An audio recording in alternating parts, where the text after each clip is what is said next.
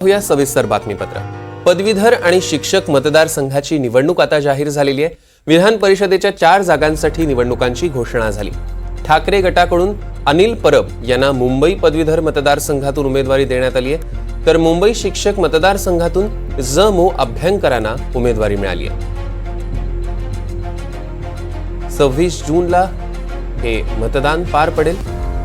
विधान परिषदेच्या 4 जागांसाठी निवडणुकांची घोषणा आणि अनिल परब यांना मुंबई पदवीधर मतदारसंघातून उमेदवारी मिळालेली आहे, तर शिक्षक मतदारसंघाचे ठाकरे गटाचे उमेदवार असतील ज.मो. अभ्यंकर। या संदर्भातले अधिकचे अपडेट्स घेऊया। जुई जाधव आपल्या प्रतिनिधी आपल्यासोबत जोडल्या गेल्या त्यांच्याकडून। जुई, अखेर बहुप्रतीक्षित अशी ही पदवीधर आणि शिक्षक मतदारसंघाची निवडणूक जाहीर झालेली आहे, काय अपडेट्स द्याल? सौरभ, तू अगदी बरोबर म्हणालास। अत्यंत बहुप्रतीक्षित अशी उमेदवारी होती, कारण का शिवसेनेमध्ये 2 गट पडल्यानंतर नेमकी कोणाला उमेदवारी द्यायची ही चर्चा खरं तर समोर आली होती। मात्र ती चर्चा आता संपलेली आहे, कारण का विधान परिषदेसाठी जे शिक्षक आणि पदवीधर मतदारसंघासाठी उमेदवार लागतात त्या उमेदवारांची यादी उद्धव ठाकरे यांच्या शिवसेनेने जाहीर केलेली आहे।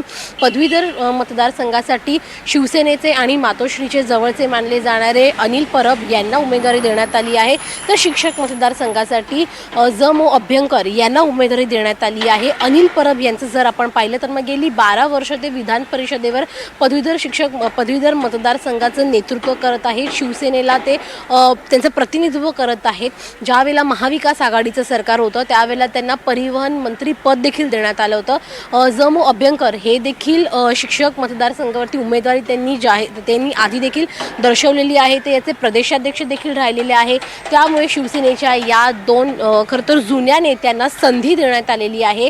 या सगळ्यामध्ये शिवसेना म्हणजेच उद्धव ठाकरे यांच्या पक्षाने आघाडी घेतलेली आहे। मात्र दुसरीकडे अजूनही भाजपने आपले उमेदवार जाहीर केलेले नाही आहेत।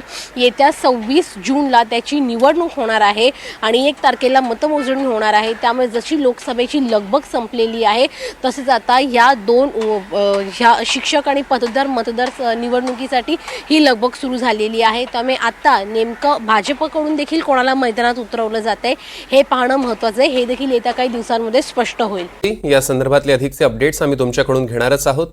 तुर्तास धन्यवाद।